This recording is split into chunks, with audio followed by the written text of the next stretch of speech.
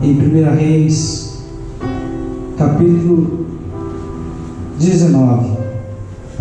1 Reis, capítulo 19.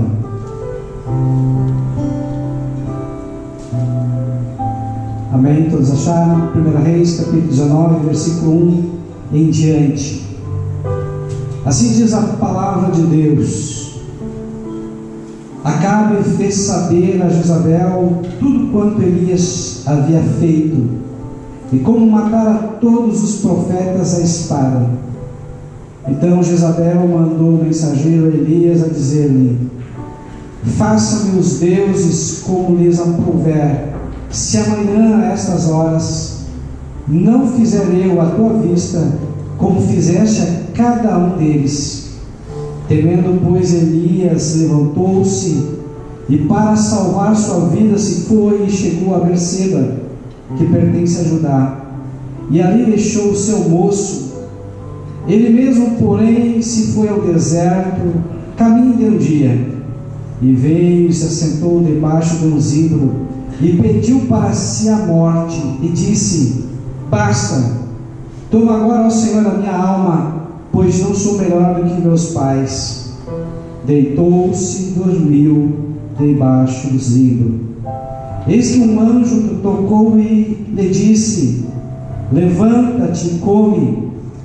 Olhou ele e viu junto à cabeceira um pão cozido sobre pedras em brasa e uma botija de água.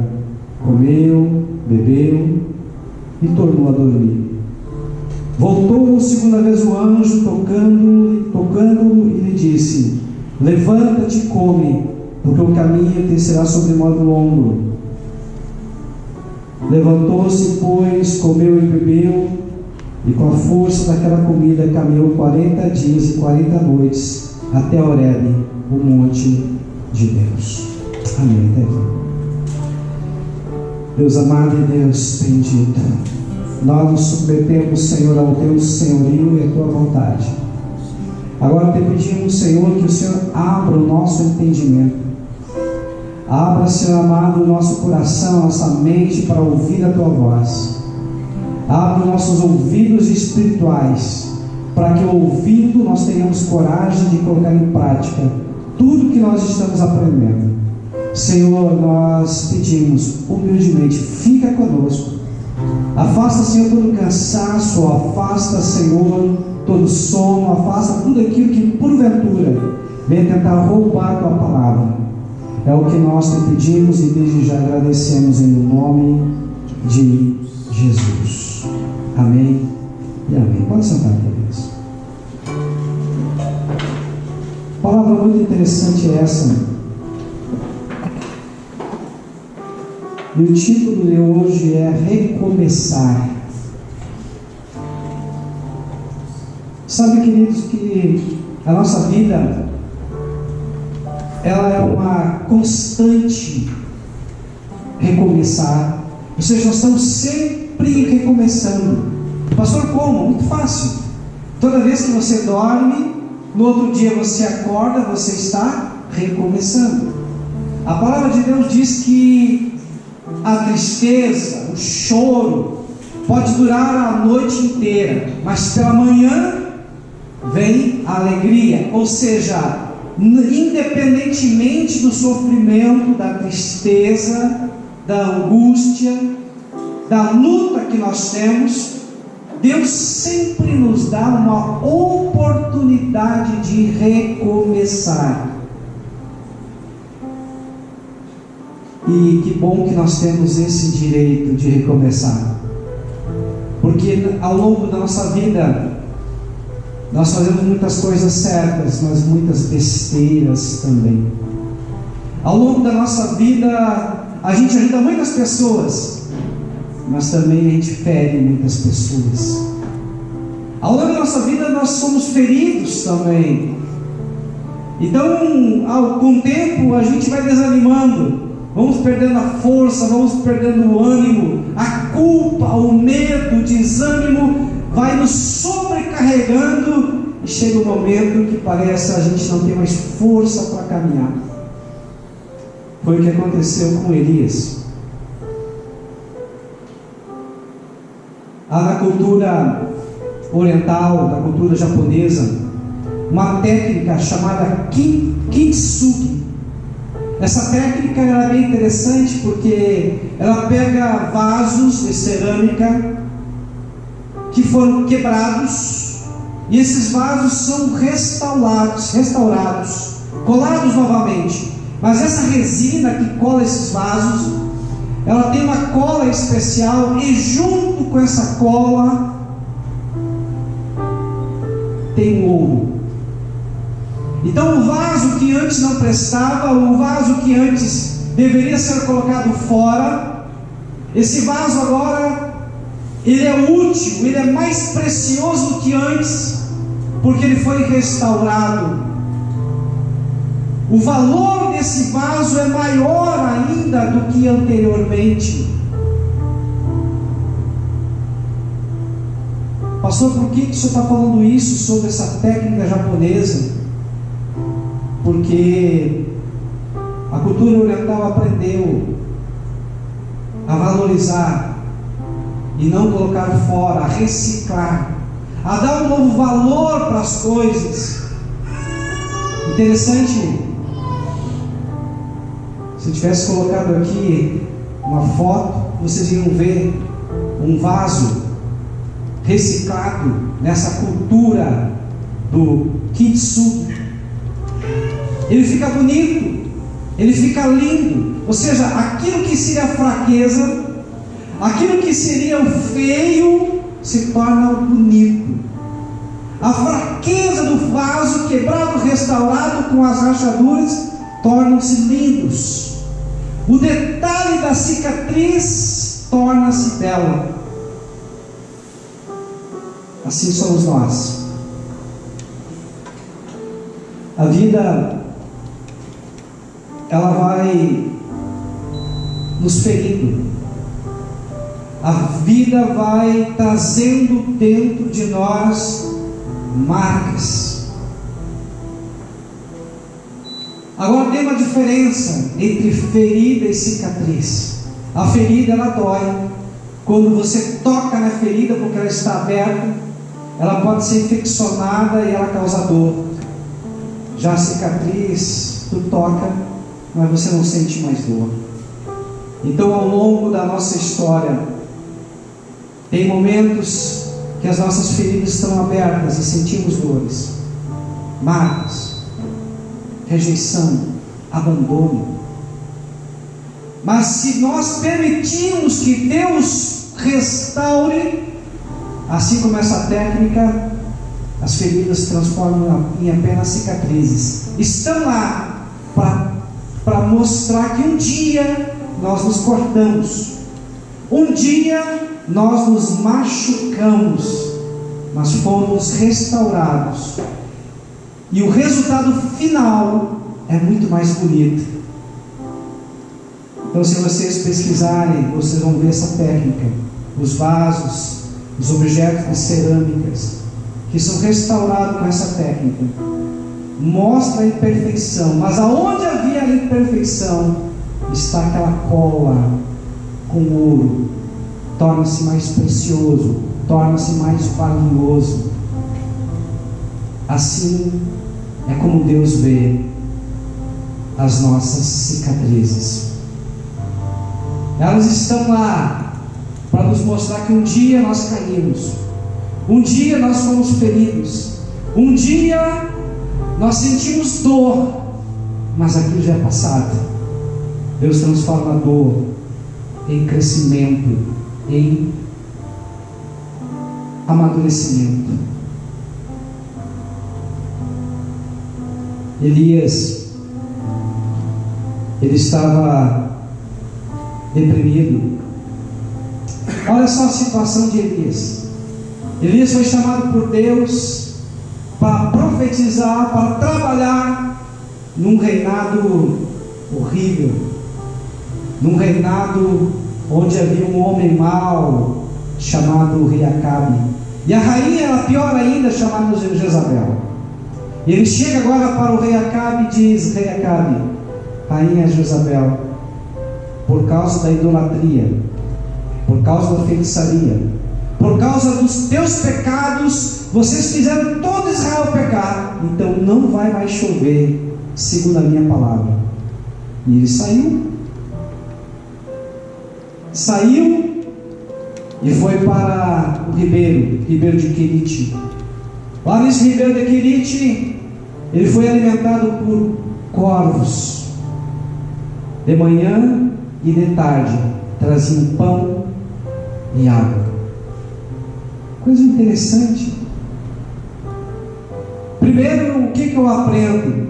Todos nós temos uma resistência, uma capacidade de suportar a dor.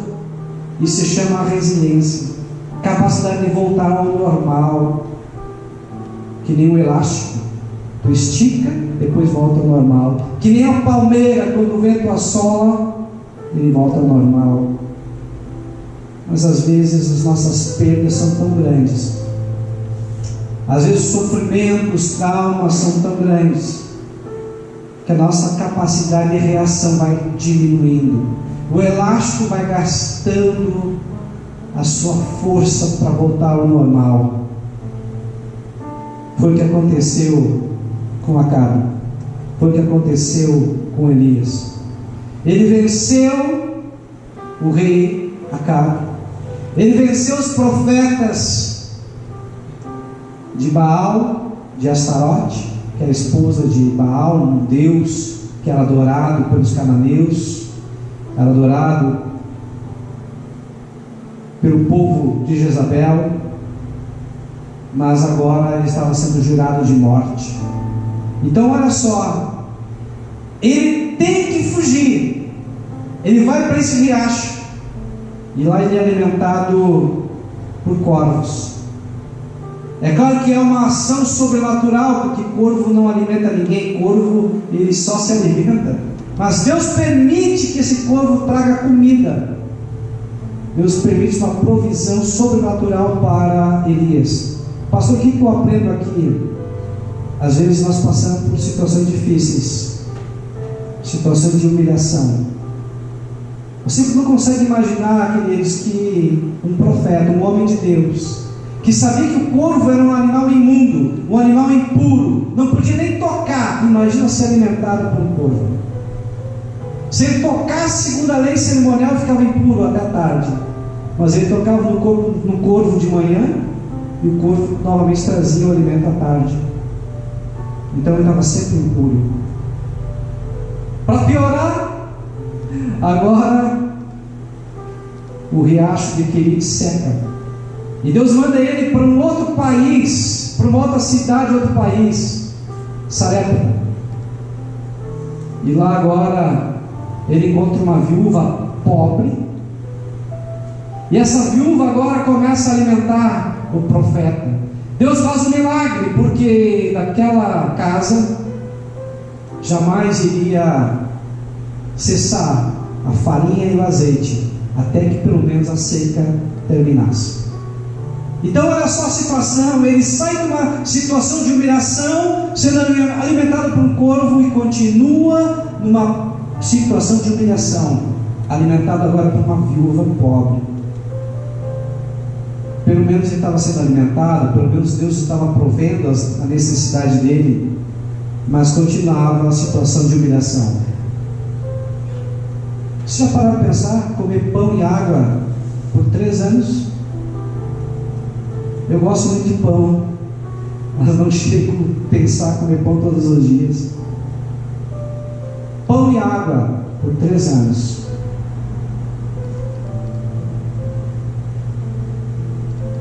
Imagina essa situação, como estava vivendo. Para piorar a situação ainda, o menino, o filho dessa viúva, morre. E ele faz um clamor a Deus, diz: Senhor, o Senhor está me desamparando. Por que o Senhor está permitindo essa situação? Não podia piorar ainda mais? Sabe o que eu aprendo, queridos? Que às vezes Deus permite lutas, adversidades que cheguem até nós, mas Ele tem um motivo Ele tem um propósito. Nada vem de graça. Quem sabe Deus estava tratando Elias no seu orgulho, na sua vaidade, na sua soberba. Eu não sei.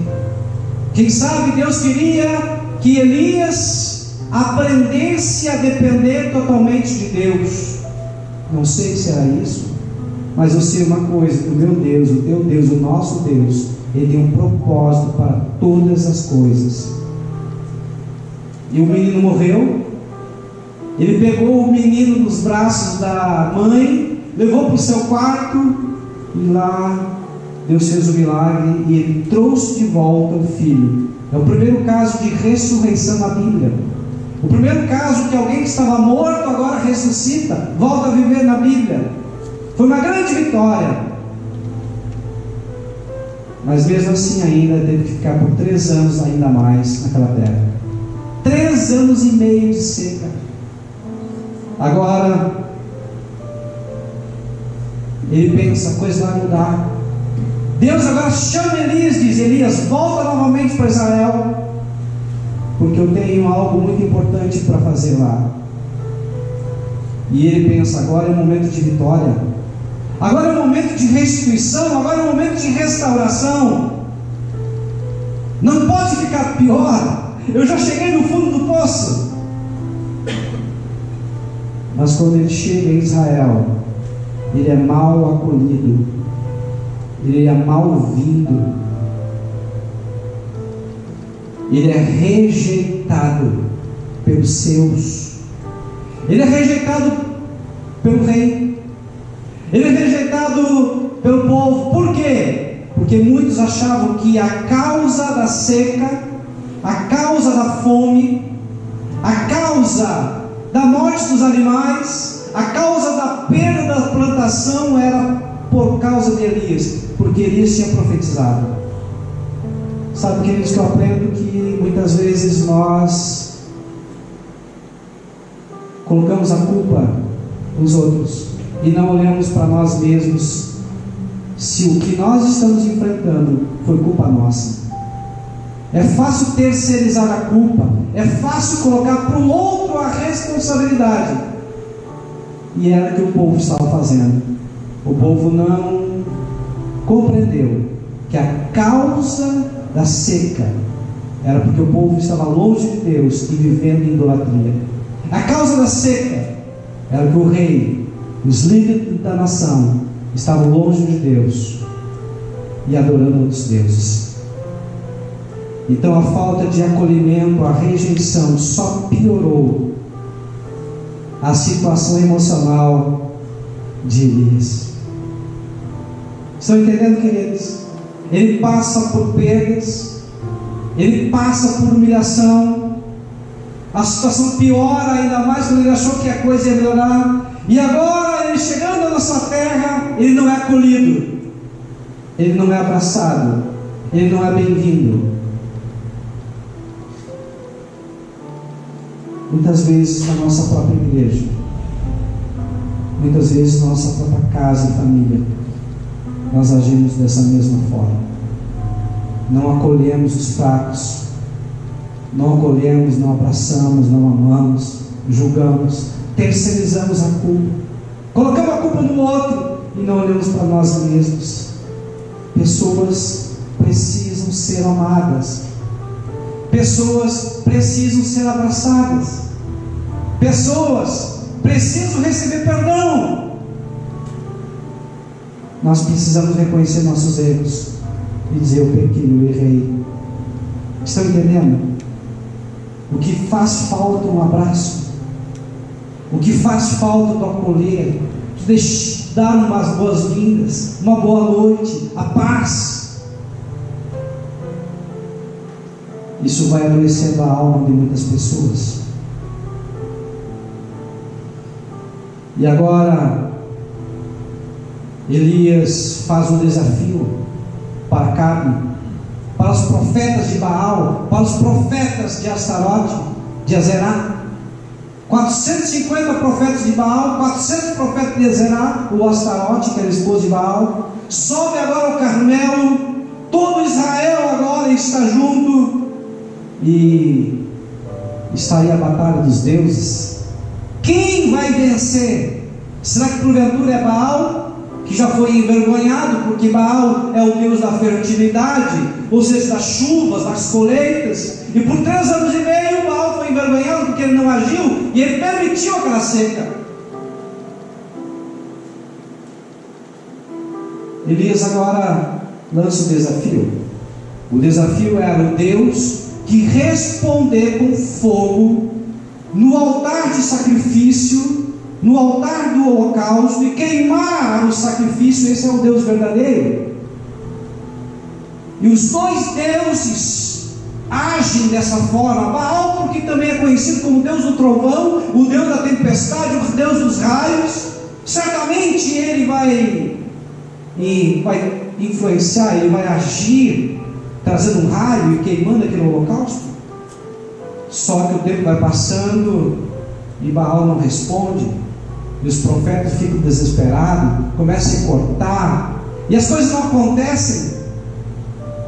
Depois daí, de muitos serem humilhados, os profetas de Baal, Elias chega, repara o altar do sacrifício, pede para o povo chegar mais perto e faz uma oração dizendo: Senhor, revela que Tu és o Senhor, mostra agora o Teu poder, para que todos saibam que só o Senhor é Deus e que eu sou o Teu profeta. Depois dessa oração veio um raio e consumiu todo o holocausto, consumiu todo o altar, e ainda não deu a água que estava por volta do altar. Uma grande festa, uma grande vitória. Elias agora pensou: agora sim, nós estamos bem, agora sim tudo vai ser restituído, agora sim tudo vai ser restaurado. Mas há o tempo cronológico e o tempo kairos, que é o tempo de Deus. Elias teve uma grande vitória, mas ainda permanecia dentro dele, ainda permanecia deprimido, ainda permanecia em frangalho, ainda estava com as suas emoções alteradas.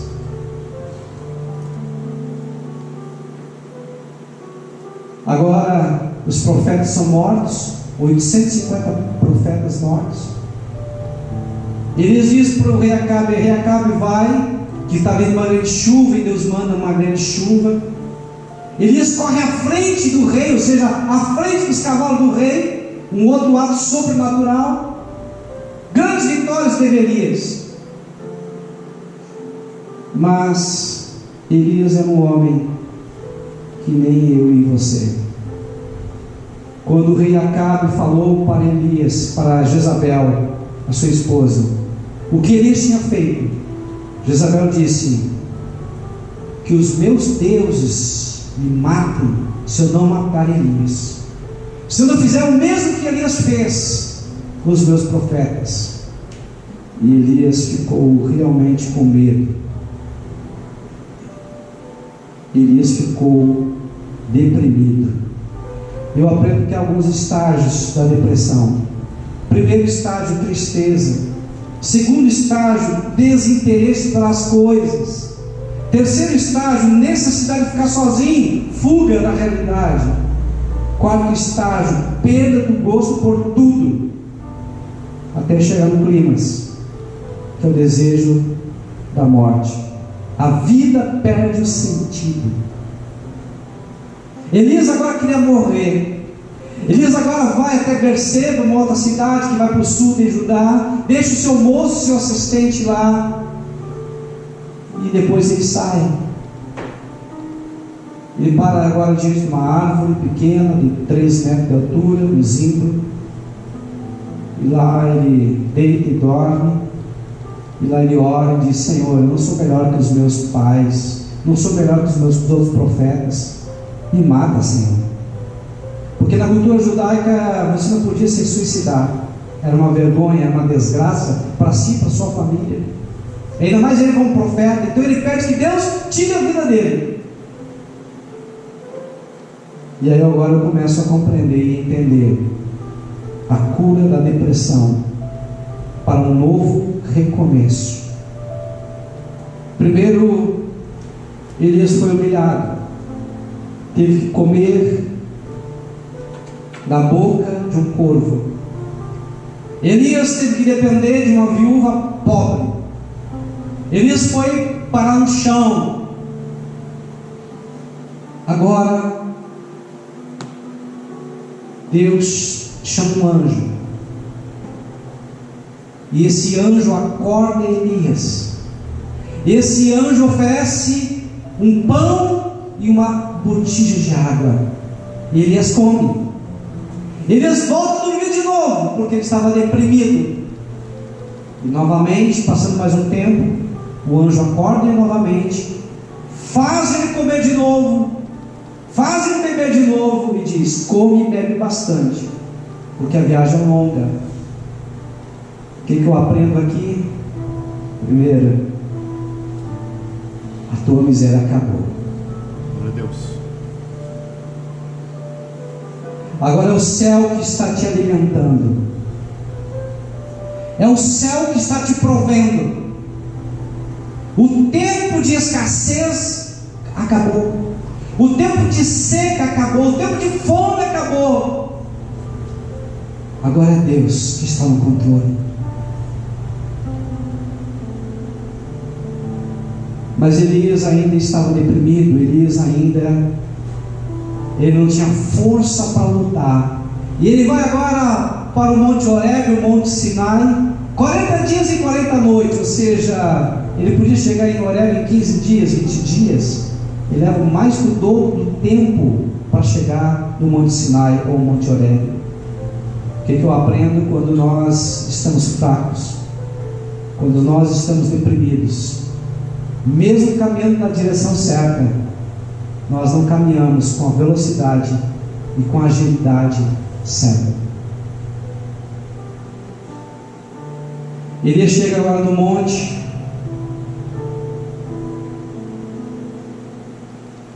e Deus começa a falar com Elias.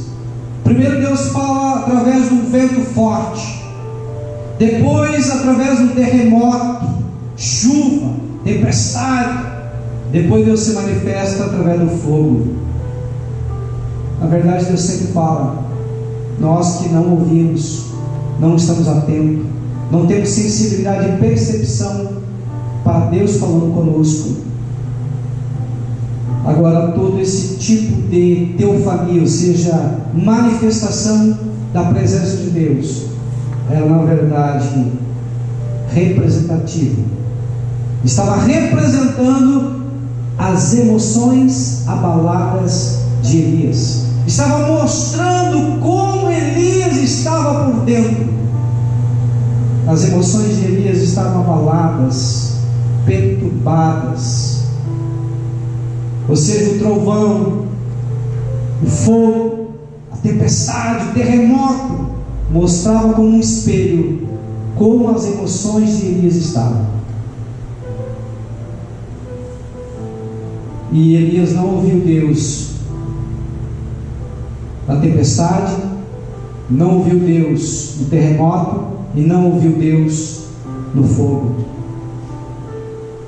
Agora Deus se manifesta através de uma brisa suave e fala com Elias, e Elias ouve a voz de Deus.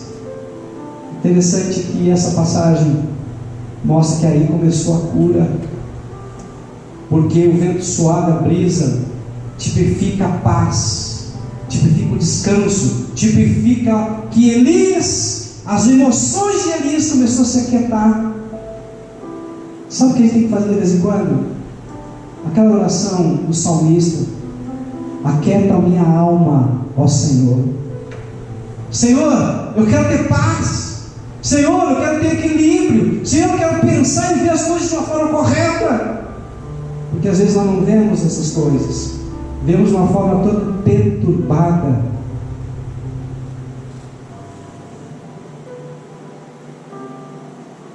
Elias diz: Deus, eu estou só, ninguém mais está em pé, ninguém mais te adora, só eu. E Deus diz para Elias: Elias, eu reservei um povo, eu reservei um remanescente. Há 7 almas, 7.000 almas, 7.000 pessoas, 7.000 joelhos que não se dobraram a Baal, que não beijaram e não adoraram um Deus falso. Sabe o que eu aprendo aqui, queridos? Quando você está enfrentando depressão, quando você tem alguém na tua família, algum amigo deprimido, você precisa mostrar que tem alguém que se interessa por essa pessoa. Você tem que mostrar que essa pessoa tem valor. Você tem que mostrar que essa pessoa tem importância. Ninguém está livre de se deprimir, de entrar num estágio de depressão. A depressão ela pode ter origem física, a depressão pode ter origem emocional, ou a depressão também pode ter origem espiritual, espíritos, demônios que fazem com que as pessoas venham a se deprimir. Não importa agora que a origem. Nesse caso aqui de Elias era emocional, a emoção dele estava profundamente abalada. Ele precisava de Deus, e Deus começou o tratamento, primeiramente provendo sustento, provendo o sobrenatural através do anjo, restituindo, restaurando ele. Segundo, falando com Elias e acalmando o coração dele.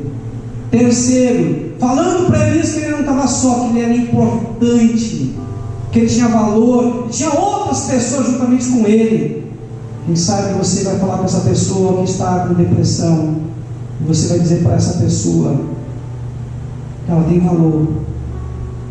Você vai dizer para essa pessoa que você entende e compreende a dor dela.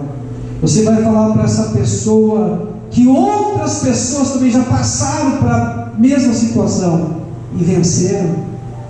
Isso é importante, porque a pessoa não vê a luz no fundo do túnel. A pessoa ela se concentra na sua dor, ela não tem mais poder de reação, a vida perdeu sentido.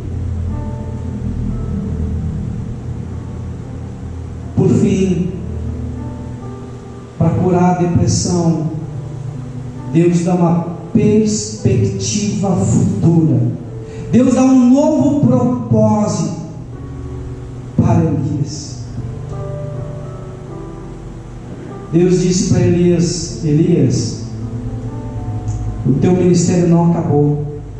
Elias, você ainda vai ir até Síria, o lugar da tua humilhação, o lugar que, quem sabe, as pessoas pensavam que você era um vagabundo, dependendo de uma mulher, onde você deveria ser o contrário, ser provedor e não dependente dela. Agora você vai para a Síria e você vai ungir o novo rei da Síria. Elias, você também vai ungir o novo rei de Israel, Jeú. Nas entrelinhas, Deus estava dizendo: o reino de trevas acabou, o mal não vai mais prevalecer. Toda essa praga, toda essa maldição, toda essa desgraça que esses reis fizeram, Acabe e Jezabel, está para terminar. Estão entendendo? Elias, eu te quero para mim, mas eu preciso que você também unja o teu sucessor, um novo profeta, que vai ficar no teu lugar, que vai assumir o teu ministério, que vai continuar a tua obra, porque essa obra não pode parar. Quem não morrer das mãos do rei da Síria, vai morrer pelas mãos do rei, novo rei de Israel, que vai ser Jeú, ou pelas mãos de Eliseu, o novo profeta. Então, o que não causa a nossa morte nos torna mais fortes. O tempo de Deus vai trazer conserto para todas as coisas. Queridos, hoje é um tempo de recomeço. a gente passa muitas desilusões, traumas, abandonos. E às vezes a gente diz: Senhor, eu não aguento mais. Senhor, eu não tenho mais força para viver. Senhor, parece que a vida perdeu o sentido. Senhor, me ajuda. Deus está dizendo nesta noite: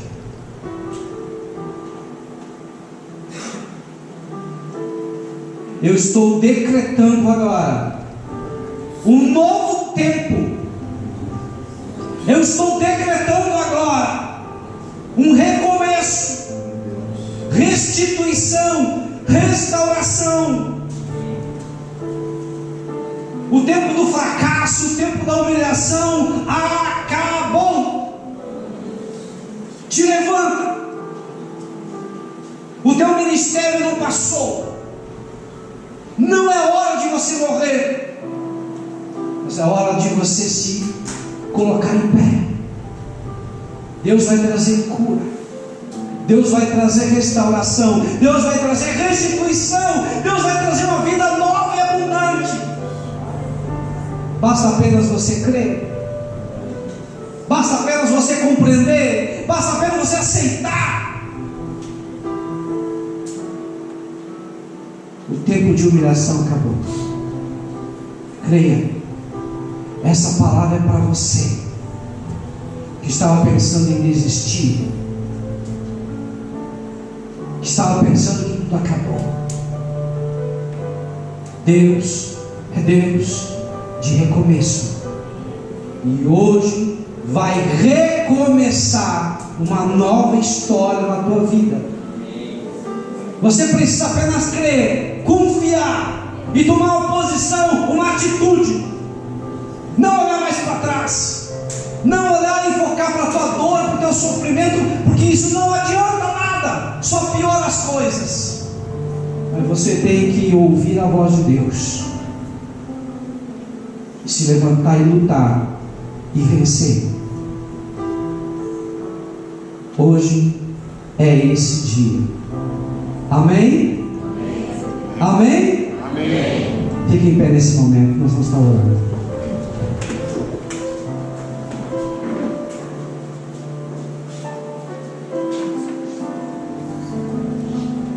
Deus amado e Deus bendito, nós sabemos, ó Pai, que essa palavra era para hoje, Senhor. Essa palavra é para mim. Essa palavra é para o teu povo que se chama pelo teu nome, Senhor. Porque o Senhor é o Deus de recomeço. O Senhor é o Deus de uma nova história. O Senhor é o Deus que pode todas as coisas. Por isso agora, Senhor, pelo poder do teu nome, Senhor, nós te pedimos agora que o Senhor, que é Deus, comece a escrever uma nova história na nossa vida. Que o Senhor, que é Deus, comece a trazer cura, cura do corpo físico, cura da alma e cura do espírito. Começa a operar o teu sobrenatural e proporciona cura. Restitui, Senhor, restaura todas as coisas. Escreve uma nova história, uma história agora bonita, Senhor, de vitória, de restauração e de cura, em nome de Jesus. Quem crê, diga amém. Glória a Deus, e aplauda o Senhor, porque Ele merece toda a honra, toda a glória e todo o louvor. Amém e amém.